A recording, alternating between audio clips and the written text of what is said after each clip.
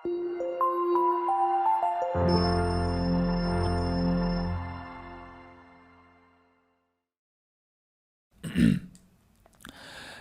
ಸ್ನೇಹಿತರೆ, ಅಮೋಘ ವರ್ಷ ಕೋಚಿಂಗ್ ಸೆಂಟರ್ ಯೂಟ್ಯೂಬ್ ಚಾನಲ್ಗೆ ನಿಮಗೆಲ್ಲ ಸ್ವಾಗತ.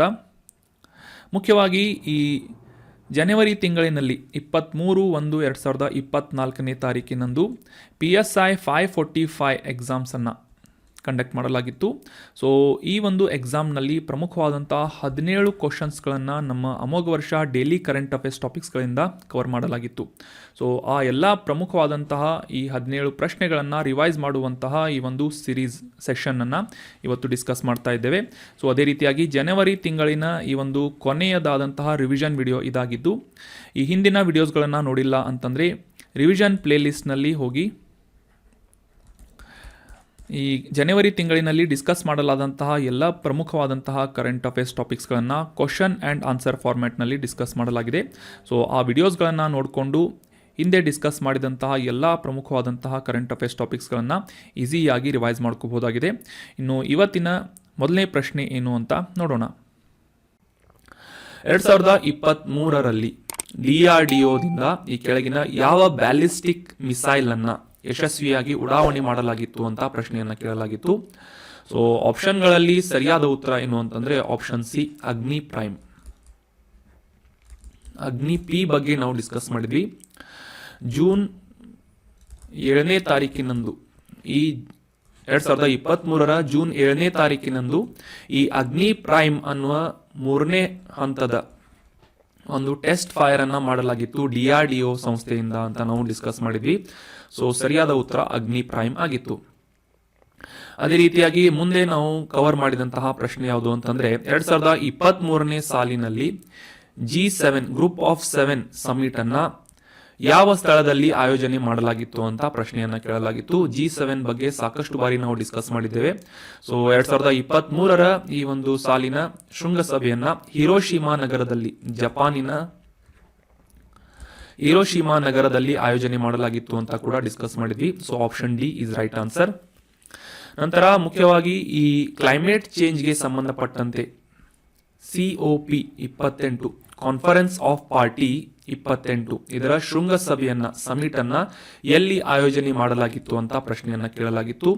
ಆಪ್ಷನ್ಗಳಲ್ಲಿ ಸಿಂಗಾಪುರ್, ದುಬೈ, ನ್ಯೂಯಾರ್ಕ್ ಅಥವಾ ಪ್ಯಾರಿಸ್ ಅಂತ ನೀಡಲಾಗಿದ್ದು ಸರಿಯಾದ ಉತ್ತರ ದುಬೈ ಅಂತ ಸರಿಯಾದಂತ ಆನ್ಸರ್ ಆಗಿದೆ.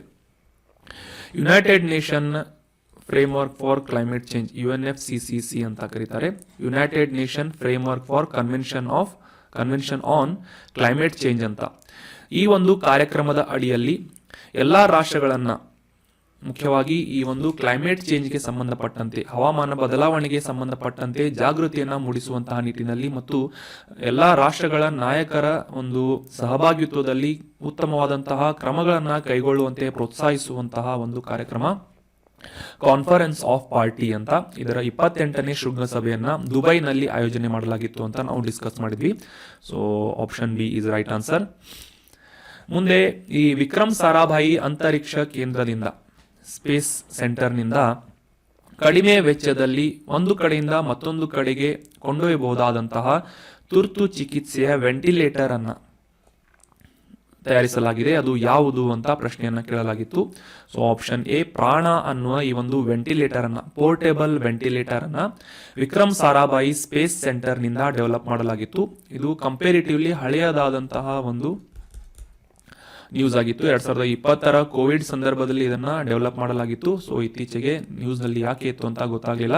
ಸೊ ಆದ್ರೂ ಕೂಡ ಇದನ್ನು ಕೂಡ ನಾವು ಡಿಸ್ಕಸ್ ಮಾಡಿದ್ವಿ. ವಿಕ್ರಮ್ ಸಾರಾಭಾಯಿ ಅಂತರಿಕ್ಷ ಕೇಂದ್ರದಿಂದ ಈ ಕಡಿಮೆ ವೆಚ್ಚದಲ್ಲಿ ವೆಂಟಿಲೇಟರ್ ಅನ್ನ ಡೆವಲಪ್ ಮಾಡಲಾಗಿತ್ತು, ಪೋರ್ಟೇಬಲ್ ವೆಂಟಿಲೇಟರ್. ಅದರ ಹೆಸರು ಪ್ರಾಣ ಅಂತ ಸರಿಯಾದಂತ ಆನ್ಸರ್ ಆಗಿದೆ. ಇದನ್ನ ಡಿಸ್ಕಸ್ ಮಾಡಿದ್ವಿ. ಮುಂದೆ ಈ ಒಂದು ರಿಪೋರ್ಟ್ ಬಗ್ಗೆ ಕೂಡ ಪ್ರಶ್ನೆಯನ್ನ ಕೇಳ್ತಾ ಇರ್ತಾರೆ ಅಂತ ಹೇಳ್ತಾ ಇರ್ತೀನಿ. ಸೊ ಅದೇ ರೀತಿಯಾಗಿ ವರ್ಲ್ಡ್ ಎಕನಾಮಿಕ್ ಔಟ್ಲುಕ್ ಅನ್ನುವ ಈ ಒಂದು ವರದಿಯನ್ನ ಯಾವ ಸಂಸ್ಥೆಯಿಂದ ಪ್ರಕಟಿಸಲಾಗುತ್ತೆ ಅಂತ ಪ್ರಶ್ನೆಯನ್ನ ಕೇಳಲಾಗಿತ್ತು. ಆಪ್ಷನ್ಗಳಲ್ಲಿ IMF ಅನ್ನುವುದು ಸರಿಯಾದಂತ ಆನ್ಸರ್ ಆಗಿತ್ತು.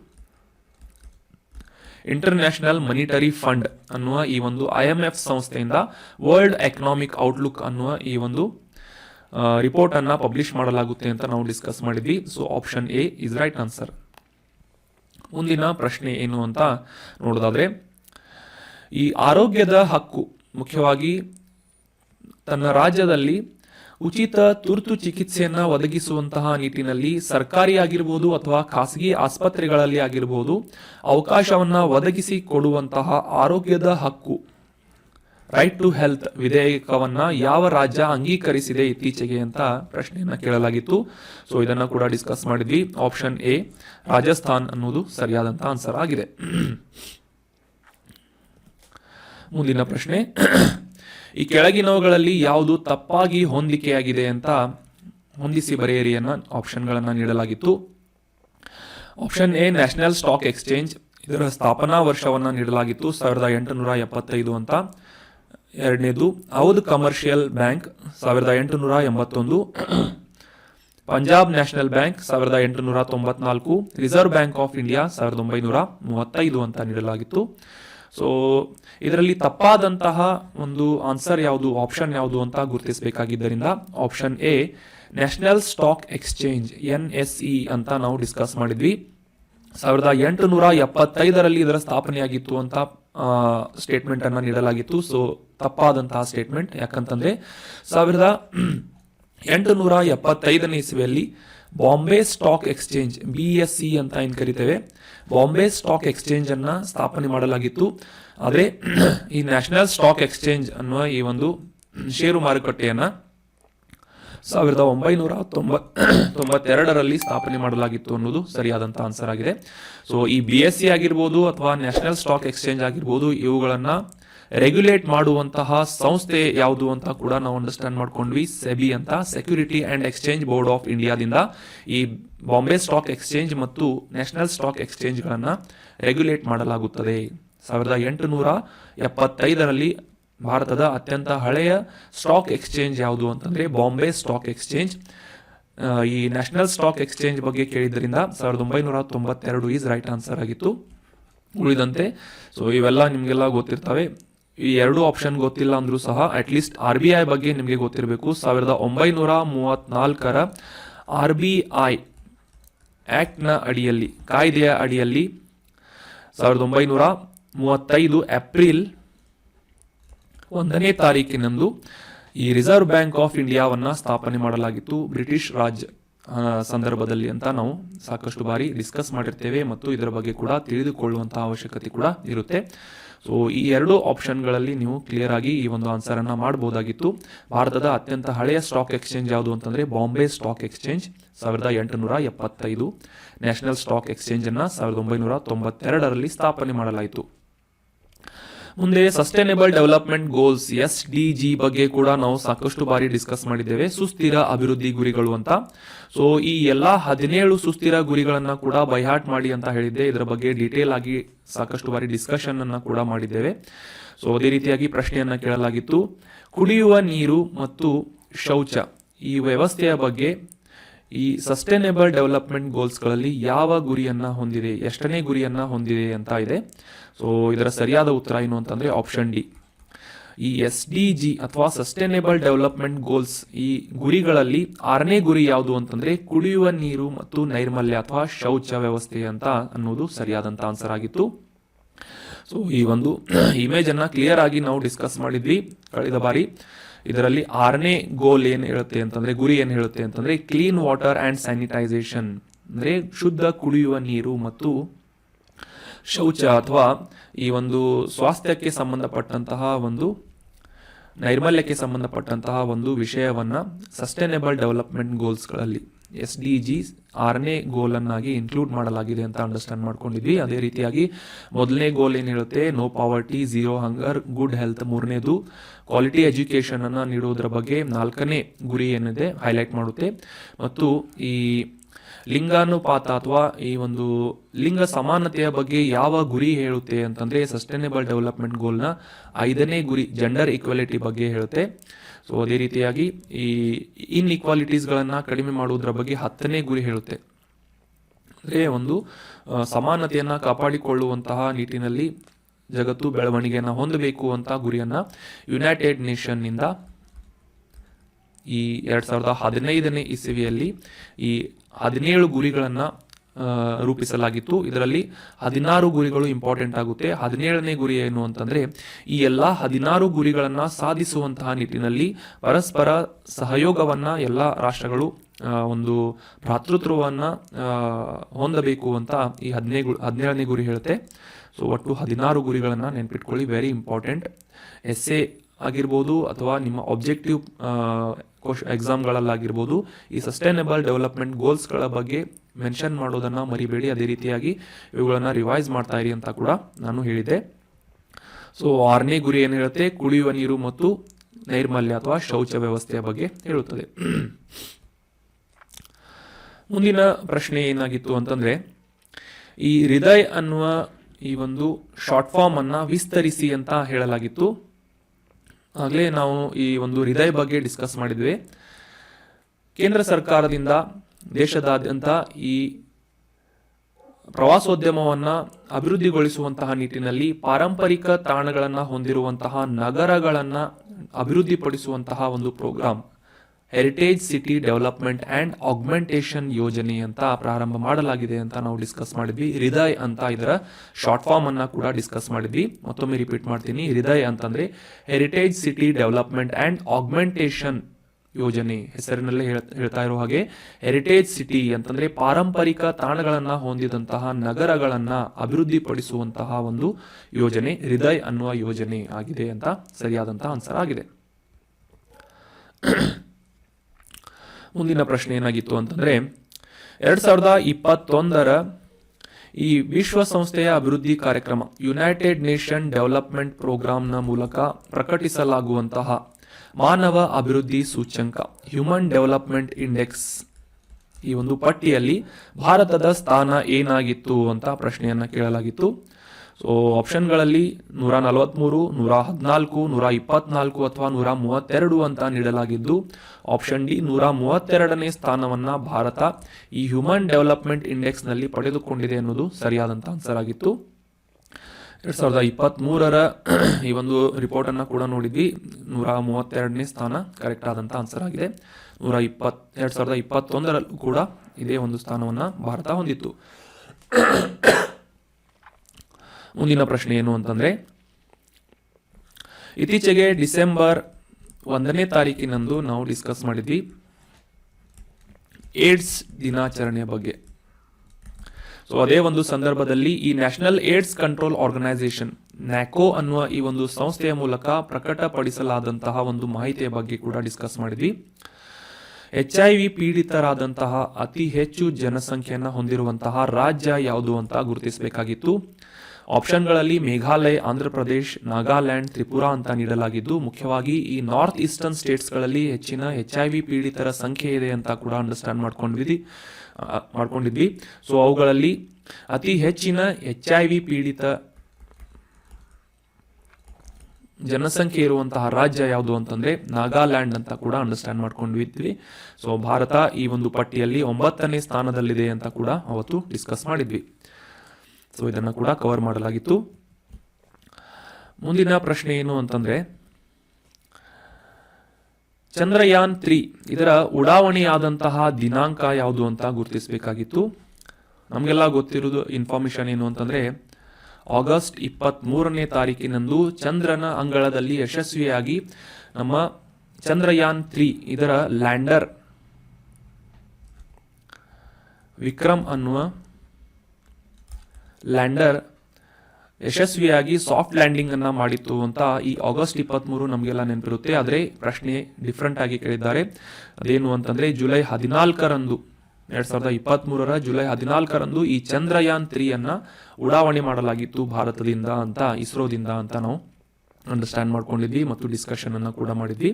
ಸೊ ಸಾಕಷ್ಟು ಸ್ಟ್ರೇಂಜ್ ಆದಂತಹ ಈ ಒಂದು ಮಾಹಿತಿ ಆದ್ರೂ ಕೂಡ ಈ ಸುಮಾರು 40 ದಿನಗಳಲ್ಲಿ ಈ ಒಂದು ಚಂದ್ರನಿಂದ ಭೂಮಿಯಿಂದ ಉಡಾವಣೆಯಾದಂತಹ ಈ ಚಂದ್ರಯಾನ್ 3 ಲ್ಯಾಂಡಿಂಗ್ ಅನ್ನ ಆಗಸ್ಟ್ 23ನೇ ತಾರೀಕಿನಂದು ವಿಕ್ರಮ್ ಲ್ಯಾಂಡರ್ ಸಾಫ್ಟ್ ಲ್ಯಾಂಡಿಂಗ್ ಮಾಡಿತ್ತು ಅಂತ ನಾವು ಡಿಸ್ಕಸ್ ಮಾಡಿದ್ವಿ. ಸೊ ಅಂದಾಜು ಮಾಡಬಹುದಾಗಿತ್ತು ನೀವು. ಸೊ ಆಬ್ವಿಯಸ್ಲಿ ಇಲ್ಲಿ ಎಲಿಮಿನೇಷನ್ ಮೆಥಡ್ ಅನ್ನ ಕೂಡ ನೀವು ಫಾಲೋ ಮಾಡಬಹುದು. ಆಗಸ್ಟ್ 23 ಲ್ಯಾಂಡಿಂಗ್ ಆದಂತಹ ಒಂದು ದಿನ. ಸೊ ಇದು ಆಗೋಲ್ಲ, ಇದು ಕೂಡ ಆಗಸ್ಟ್ ನಲ್ಲಿದೆ. ಸೊ ಅದೇ ರೀತಿಯಾಗಿ ಜುಲೈ 23 ಅಥವಾ 14ರಲ್ಲಿ ಯಾವುದಾದ್ರೂ ಒಂದನ್ನ ನೀವು ಗೆಸ್ ಮಾಡಬಹುದಾಗಿತ್ತು. ಸೊ ಸರಿಯಾದಂಥ ಆನ್ಸರ್ ಜುಲೈ 14.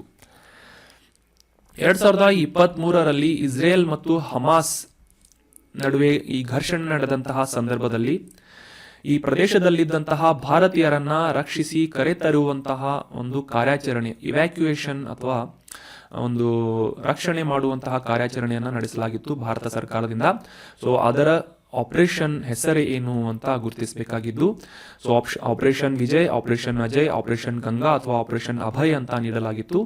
ಸೊ ಇದನ್ನ ಡೈರೆಕ್ಟ್ ಆಗಿ ನಾವು ಡಿಸ್ಕಷನ್ ಅನ್ನ ಮಾಡಿದ್ವಿ, ಒಂದು ರಿವಿಷನ್ ಪ್ರಶ್ನೆಯನ್ನ ಕೂಡ ಇದನ್ನ ಡಿಸ್ಕಸ್ ಮಾಡಿದ್ವಿ. ಆಪರೇಷನ್ ಅಜಯ್ ಅಂತ ಈ ಹಮಾಸ್ ಮತ್ತು ಇಸ್ರೇಲ್ ನಡುವೆ ನಡೀತಾ ಇರುವಂತಹ ಸಂಘರ್ಷದಲ್ಲಿ ಸಿಲುಕು ಹಾಕಿಕೊಂಡಿದ್ದಂತಹ ಭಾರತೀಯರನ್ನ ರಕ್ಷಿಸಿ ತಾಯ್ನಾಡಿಗೆ ಕರೆತರುವಂತಹ ಒಂದು ಕಾರ್ಯಾಚರಣೆ ಹೆಸರು ಆಪರೇಷನ್ ಅಜಯ್ ಅಂತ ಡಿಸ್ಕಸ್ ಮಾಡಿದ್ವಿ.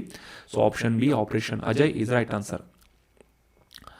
2023ನೇ ಇಸವಿಯಲ್ಲಿ ಭಾರತ ಯಶಸ್ವಿಯಾಗಿ ಈ G20 ಶೃಂಗಸಭೆಯನ್ನ ಆಯೋಜನೆ ಮಾಡುವುದರಲ್ಲಿ ಯಶಸ್ವಿಯಾಗಿತ್ತು ಅಂತ ನಾವು ಡಿಸ್ಕಸ್ ಮಾಡಿದ್ವಿ. G20 ಬಗ್ಗೆ ಸಾಕಷ್ಟು ಮಾಹಿತಿಗಳನ್ನ ಕೂಡ ಡಿಸ್ಕಸ್ ಮಾಡಿದ್ವಿ.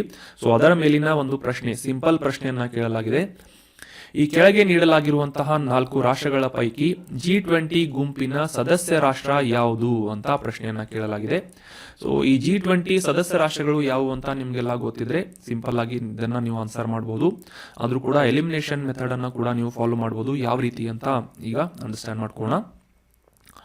ಇದರಲ್ಲಿ ಮುಖ್ಯವಾಗಿ ನೀವು ಗಮನಿಸಬೇಕಾದಂತಹ ಅಂಶ ಏನು ಅಂತಂದ್ರೆ, ಸಾಮಾನ್ಯವಾಗಿ ಈ ಸೌತ್ ಈಸ್ಟ್ ಏಷ್ಯಾ ಅಥವಾ ಆಗ್ನೇಯ ಏಷ್ಯಾ ರಾಷ್ಟ್ರಗಳು ಅಂತ ನಾವು ಕರಿತೇವೆ.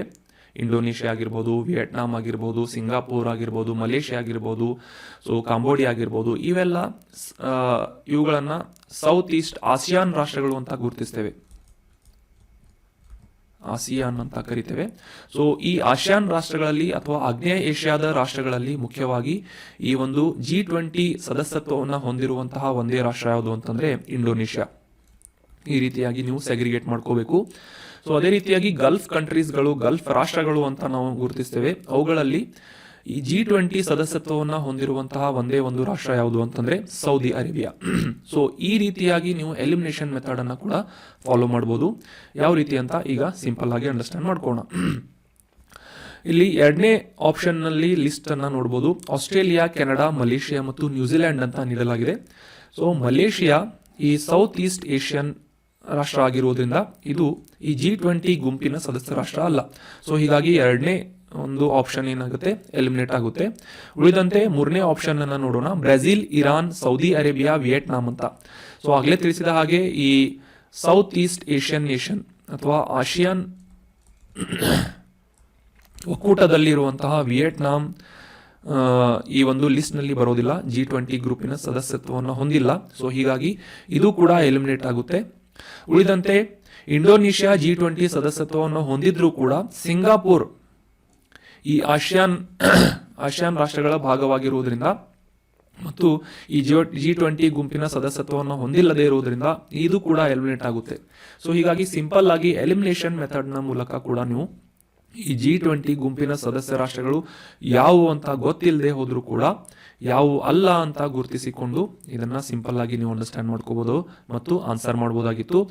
ಆಪ್ಷನ್ ಎ ಅರ್ಜೆಂಟೀನಾ, ಮೆಕ್ಸಿಕೋ, ದಕ್ಷಿಣ ಆಫ್ರಿಕಾ ಮತ್ತು ಟರ್ಕಿ ಅನ್ನೋದು ಸರಿಯಾದಂತಹ ಆನ್ಸರ್ ಆಗಿದೆ. Argentina, Mexico, Japan, Turkey, so South Korea. So ಈ ಎಲ್ಲಾ ರಾಷ್ಟ್ರಗಳು ಕೂಡ G20 ಸದಸ್ಯ ರಾಷ್ಟ್ರಗಳಾಗಿವೆ ಅನ್ನೋದು ಇಂಪಾರ್ಟೆಂಟ್ ಆದಂತಹ ಮಾಹಿತಿ. 19 ರಾಷ್ಟ್ರಗಳು ಪ್ಲಸ್ ಯುರೋಪಿಯನ್ ಒಕ್ಕೂಟ ಇವುಗಳನ್ನ ಒಳಗೊಂಡಂತೆ ಒಟ್ಟು 20 ರಾಷ್ಟ್ರಗಳ ಒಕ್ಕೂಟವನ್ನ ಈ G20 ಸದಸ್ಯ ರಾಷ್ಟ್ರಗಳು ಅಂತ ಗುರುತಿಸಲಾಗುತ್ತೆ. ಅದೇ ರೀತಿಯಾಗಿ 2023ರ ಈ ಒಂದು ಭಾರತದಲ್ಲಿ ನಡೆದಂತಹ G20 ಶೃಂಗಸಭೆಯ ಸಂದರ್ಭದಲ್ಲಿ ಆಫ್ರಿಕನ್ ಯೂನಿಯನ್ ಅನ್ನ ಕೂಡ ಭಾರತ ಅತಿಥಿಯಾಗಿ ಆಹ್ವಾನಿಸಿತ್ತು ಅನ್ನೋದು ಕೂಡ ಇಂಪಾರ್ಟೆಂಟ್ ಆದಂತಹ ಮಾಹಿತಿ ಆಗುತ್ತೆ. ಯುರೋಪಿಯನ್ ಯೂನಿಯನ್ ಯಾವ ರೀತಿಯಾಗಿ ಐರೋಪ್ಯ ರಾಷ್ಟ್ರಗಳ ಒಂದು ಒಕ್ಕೂಟ ಅಂತ ಗುರುತಿಸ್ತೇವೆ, ಅದೇ ರೀತಿಯಾಗಿ ಈ ಆಫ್ರಿಕಾ ರಾಷ್ಟ್ರಗಳ ಒಕ್ಕೂಟವನ್ನಾಗಿ ಆಫ್ರಿಕನ್ ಯೂನಿಯನ್ ಅನ್ನುವ ಈ ಒಂದು ಒಕ್ಕೂಟವನ್ನ, ಆ ಒಂದು ಸಂಸ್ಥೆಯನ್ನ ಕೂಡ ಆಹ್ವಾನ ಮಾಡಲಾಗಿತ್ತು ಭಾರತದಲ್ಲಿ, ವಿಶೇಷವಾಗಿ ಈ G20 ಶೃಂಗಸಭೆಯ ಸಂದರ್ಭದಲ್ಲಿ ಅಂತ ಕೂಡ ನಾವು ಡಿಸ್ಕಸ್ ಮಾಡಿದ್ವಿ. ಸೊ ಆಪ್ಷನ್ಗಳಲ್ಲಿ ನೀವು ಎಲಿಮಿನೇಷನ್ ಮೆಥಡ್ ಅನ್ನ ಫಾಲೋ ಮಾಡಿ ಕೂಡ ಆನ್ಸರ್ ಮಾಡಬಹುದಾಗಿತ್ತು. ಮುಂದಿನ ಪ್ರಶ್ನೆ ಏನು ಅಂತಂದ್ರೆ, ಇದನ್ನ ಡೈರೆಕ್ಟ್ ಕ್ವಶನ್ ಇದೆ. ಹುಲಿ ದಿವಸವನ್ನು, ಟೈಗರ್ ಡೇ ಅನ್ನು, ಅಂತಾರಾಷ್ಟ್ರೀಯ ಹುಲಿ ದಿವಸವನ್ನು ಎಂದು ಆಚರಿಸಲಾಗುತ್ತೆ ಅಂತ ಪ್ರಶ್ನೆಯನ್ನು ಕೇಳಲಾಗಿತ್ತು. ಜುಲೈನಲ್ಲಿ ನಾವು ಡಿಸ್ಕಸ್ ಮಾಡಿದ್ವಿ. ಜುಲೈ 29ನೇ ತಾರೀಕಿನಂದು ಅಂತಾರಾಷ್ಟ್ರೀಯ ಹುಲಿ ದಿವಸವನ್ನು ಆಚರಿಸಲಾಗುತ್ತೆ ಅಂತ. ಹುಲಿಗಳ ಸಂರಕ್ಷಣೆಯ ಮುಖ್ಯ ಉದ್ದೇಶವನ್ನು ಇಟ್ಕೊಂಡು, ಜಾಗೃತಿಯನ್ನು ಮೂಡಿಸುವಂತಹ ಒಂದು ಪರ್ಪಸ್ ಅನ್ನು ಇಟ್ಕೊಂಡು ಈ ಅಂತಾರಾಷ್ಟ್ರೀಯ ಇಂಟರ್ನ್ಯಾಷನಲ್ ಟೈಗರ್ ಡೇ ಅನ್ನಾಗಿ ಆಚರಿಸಲಾಗುತ್ತೆ ಜುಲೈ 29ರಂದು ಅಂತ ನಾವು ಡಿಸ್ಕಸ್ ಮಾಡಿದ್ವಿ. ಸೊ ಈ ರೀತಿಯಾಗಿ ಸುಮಾರು 17 ಕ್ವಶನ್ಗಳನ್ನು ನಾವು ಆಲ್ರೆಡಿ ರೆಗ್ಯುಲರ್ ಡಿಸ್ಕಷನ್ನಲ್ಲಿ ಕವರ್ ಮಾಡಿದ್ದೇವೆ. So that was all about today's discussion friends. ಈಗ ಡಿಸ್ಕಸ್ ಮಾಡಿದಂತಹ ನೋಟ್ಸ್ಗಳನ್ನು ಫ್ರೀಯಾಗಿ ಡೌನ್ಲೋಡ್ ಮಾಡ್ಕೋಬೇಕು ಅಂತಂದರೆ ಅಮೋಘ ವರ್ಷ IAS KS ಅಕಾಡೆಮಿಯ ಟೆಲಿಗ್ರಾಮ್ ಚಾನಲನ್ನು ಸಬ್ಸ್ಕ್ರೈಬ್ ಮಾಡಿ. ಇಲ್ಲಿಂದ PDF ನೋಟ್ಸ್ಗಳನ್ನು ಈಸಿಯಾಗಿ ಡೌನ್ಲೋಡ್ ಮಾಡಿಕೊಂಡು ಕಳೆದ ಎಲ್ಲ ತಿಂಗಳ ಪ್ರಮುಖವಾದಂತಹ ಕರೆಂಟ್ ಅಫೇರ್ಸ್ ಟಾಪಿಕ್ಸ್ಗಳನ್ನು ನೀವು ನೋಟ್ಸ್ ರೂಪದಲ್ಲಿ ರಿವೈಸ್ ಮಾಡ್ಕೋಬಹುದು. ಅದೇ ರೀತಿಯಾಗಿ ಚಾನಲನ್ನು ಸಬ್ಸ್ಕ್ರೈಬ್ ಮಾಡಿ ಮತ್ತು ಈ ಕಂಟೆಂಟನ್ನು ನಿಮ್ಮ ಎಲ್ಲ ಫ್ರೆಂಡ್ಸ್ಗಳ ಜೊತೆ ಶೇರ್ ಮಾಡಿ. Thank you so much for joining the discussion. Have a nice day.